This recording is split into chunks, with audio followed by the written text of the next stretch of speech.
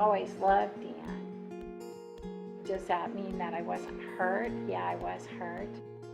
Something inside of me kind of crying out inside that that's not what I wanted for my own life, but I always felt like it was bigger than myself.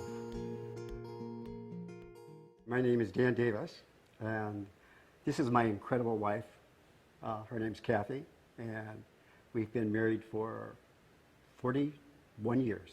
When I was a boy at the age of 12, a lot of dynamics were going on in my home. I was molested by a family member for over 7-8 years. I kind of lost my identity, who I was. I didn't understand where I was at and what was going on in my life. I just felt, eventually just kind of felt different about it. I never talked to my folks about it because in those days, that's just something you just never talked about. And especially my folks, they didn't want to hear about stuff like that. I was in high school. I found myself being attracted to same-sex guys. I'd never had an experience in high school, but I just sensed that something was going on. And, I kind of thought maybe I was gay, maybe I was homosexual. I didn't know, but I just had those feelings. Then at the age of 18, I moved out of my folks' home, where I had my first encounter with the landlord that I rented the house from. It was kind of frightening for me. I felt ashamed afterwards and really lost and empty, and there was something inside of me kind of crying out inside that that's not what I wanted for my own life, but I always felt like it was bigger than myself. Eventually thought in my heart that I wanted to get married.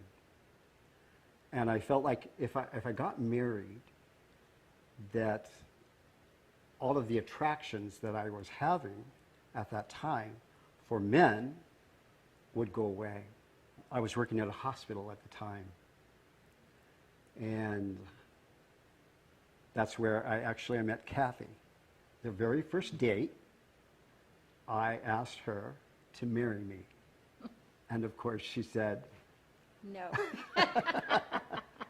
Exactly. But it didn't take long to convince her. And Cathy and I were married in June of 1972. And our marriage seemed to go pretty well at first couple of years. I began to start having the same-sex attractions again. And so eventually I began to play those out while I was married to Cathy. And I kept it a secret the whole time. She didn't know anything was going on. In 1994, I began to get sick. I felt like in my heart, I knew that I was HIV positive, but I couldn't say the words. Everybody that had HIV at that time, they were dying. I'd seen the pictures of Rock Hudson dying from HIV, and I was like, that's going to be me. Of course, Cathy thought that I was dying, but the doctor came in, and Cathy and I were sitting in the office. And he came in, and he said, Dan, he said, not only are you HIV positive, but you have full-blown AIDS. I had taken him to the hospital. He was admitted.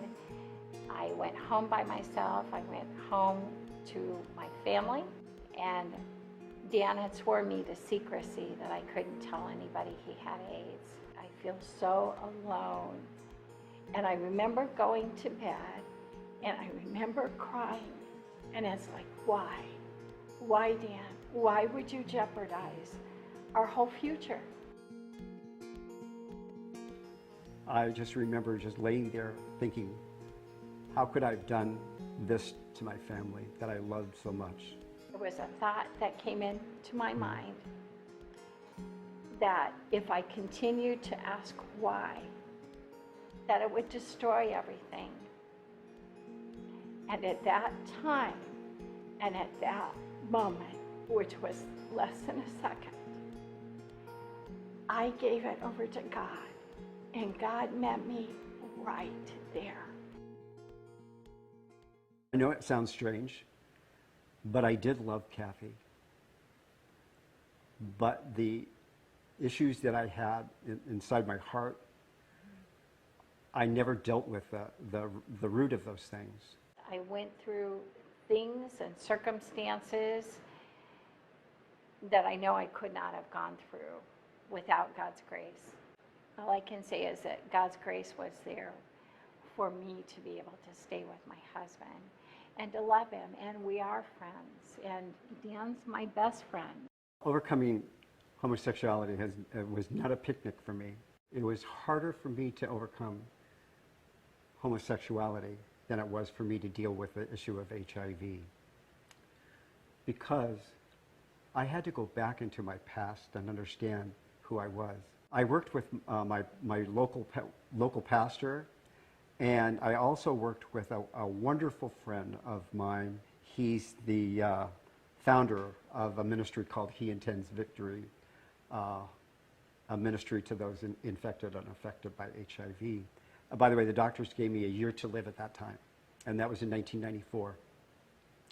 And here we are, 2013, and so here I am at 750 T cells now, non-detectable, traveling all over the world, sharing hope to people that are living with HIV and AIDS.